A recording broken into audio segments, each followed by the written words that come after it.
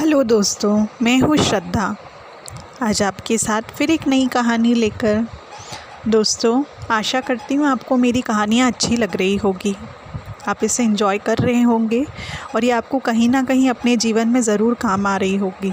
और क्वारंटाइन में, लॉकडाउन में आपकी फैमिली को एंजॉयमेंट भी कर रही होगी, कहीं ना कहीं सीख भी दे रही होगी और परिवारों को मिला भी रही होगी, डिप्रेशन को कम कर रही होगी, टेंशन को कम कर रही होगी। दोस्तों, आपको अगर कहानियाँ अच्छी लग रही है तो प्लीज़ इसे लाइक करें, शेयर करें, सब्सक्राइब करें। अगर कुछ इम्प्रूवमेंट लगे तो प्लीज़ कमेंट बॉक्स में लिखकर बताएं। और आप अगर इन स्टोरीज़ को पढ़ना चाहते हैं तो डिस्क्रिप्शन बॉक्स में जो ब्लॉग की लिंक दी गई है आप उससे भी पढ़ सकते हैं। आज की जो हमारी कहानी है उसका नाम है आसान तरीका। मोहन काका की ये कहानी है। वो बहुत बुज़ुर्ग हो जाते हैं। दोस्तों, पर सीखने की कोई उम्र नहीं होती। इंसान चाहे छोटा हो या बड़ा, कई बार छोटे बच्चे भी हमें बहुत बड़ी सीख सिखा देते हैं उसी प्रकार से। लेकिन बड़े जो होते हैं उन्हें एक ईगो होता है कि हमसे ज़्यादा अनुभवी कोई नहीं, हमने इतने समय में जो काम किया है वो इन्हें क्या पता, आज के नए नौजवान जो हैं। दोस्तों, आज ये वही सोच के ऊपर कहानी बनी हुई है। तो सुनते हैं आज की कहानी। मोहन काका अपनी बैलगाड़ी पर अनाज की एक बोरी चढ़ाने की काफ़ी देर से कोशिश कर रहे थे। जो बोरी थी वो काफ़ी वज़नी थी, इसलिए उन्हें कुछ दिक्कत आ रही थी। तभी एक राहगीर उनके पास आया और बोला, आप जिस तरीके से बोरी चढ़ा रहे हैं वो गलत है। मेरे पास एक आसान तरीका है।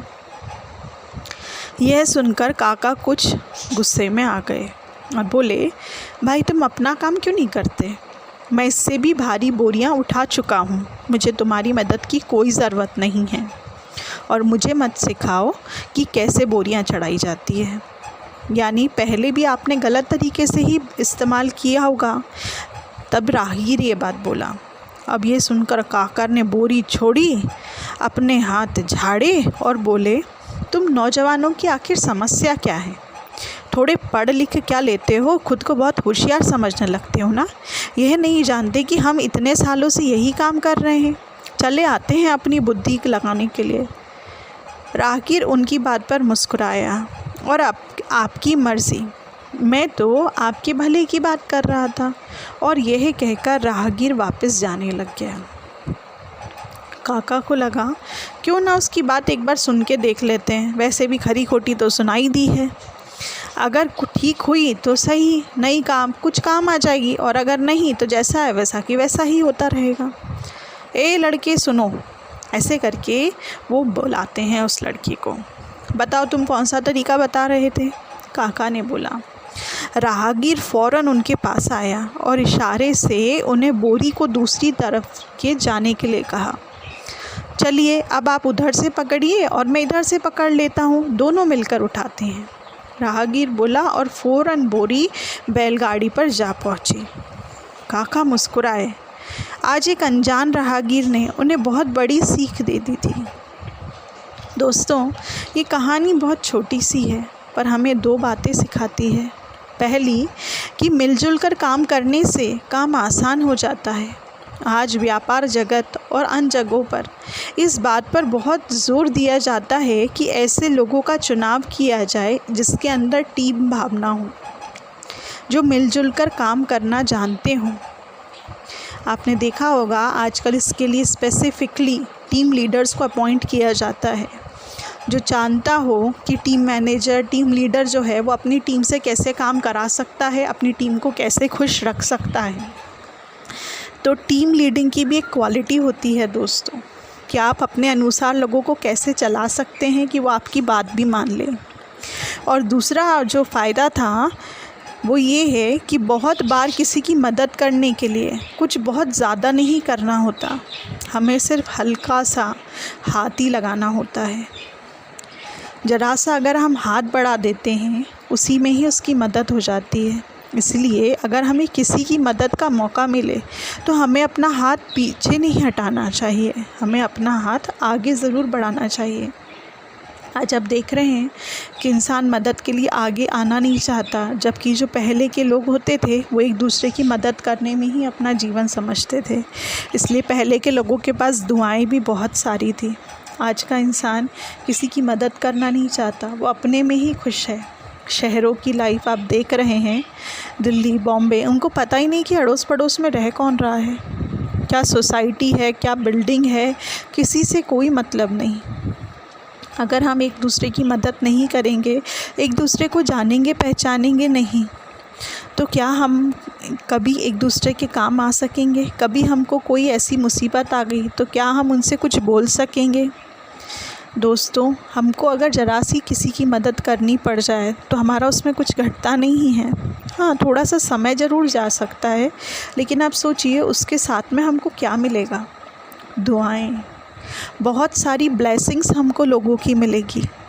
सोचिए, अगर कोई आंटी गिर गई है या कोई अंकल जी जो वृद्ध हैं वो गिर गए हैं, आपने अगर उनको हाथ बढ़ा करके उठा दिया तो वो क्या देंगे आपको? दुआएं ही दे के जाएंगे ना। हो सकता है आप 1 मिनट ऑफिस के लिए लेट हो जाएं, लेकिन वो जो 1 मिनट में आपने दुआएं कमाई वो आपको ना जाने कौन से समय पर काम आ जाएगी। ना जाने कौन से गरीब व्यक्ति को खिलाया हुआ खाना आपको कभी रोटी दे देगा।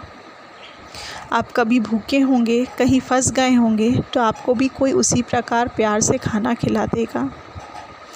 दोस्तों, ये छोटी छोटी सी शिक्षाएं, छोटी छोटी सी कहानियों के द्वारा मैं आप तक पहुंचाना चाहती हूं, ताकि जो हमारे बीच ये खो चुका है, जो यंग जनरेशन के बीच ये सारी आदतें लोगों भूल चुके हैं कि ऐसी भी कोई चीज़ें होती हैं, ऐसी भी कोई आदतें होती है, इसे भी मदद करना कहा जाता है। क्योंकि इंसान मोबाइल में, इंटरनेट में इतना ज़्यादा खोया हुआ है कि उसे पास में चलता हुआ व्यक्ति भी दिखाई नहीं देता। अगर आप थोड़ा सा समय आस पड़ोस में भी देखकर चल लेंगे, किसी की मदद कर देंगे, किसी का काम आसान कर देंगे, किसी को थोड़ा सा सहयोग दे देंगे, तो वो आपके आभारी हो जाएंगे। तो कभी आपको कोई परेशानी आ जाए तो वो आपके मददगार बन जाएंगे, क्योंकि परेशानी बता के नहीं आती। आज का इंसान ऊपर से तो मीठा होता है, लेकिन अंदर से क्या भरा है वो किसी को नहीं पता। लेकिन क्या पता कोई अच्छाई करते करते इंसान के अंदर परिवर्तन ही आ जाए। क्यों ना हम पॉजिटिव सोच रखें।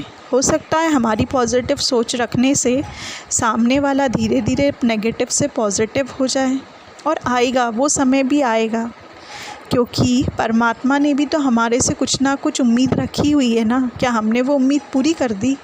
हमने भी तो नहीं की ना, लेकिन फिर भी तो वो हमारी रोज़ राह देखता है, हमारा इंतज़ार करता है, हमसे रोज़ बातें करता है। जब भी हम मंदिर जाते हैं, गुरुद्वारे जाते हैं, मस्जिद जाते हैं, हम कहीं पर भी उसे याद करते हैं, जिस भी रूप में उसे याद करते हैं, वो हमारी मदद के लिए हाजिर हो जाता है, अगर हमने उसे सच्चे दिल से याद किया है।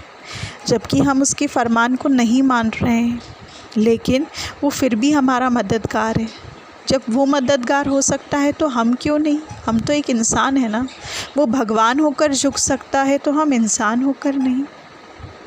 सोचिएगा ज़रूर दोस्तों। यही मेरी आज की कहानी की शिक्षा थी। ओम शांति।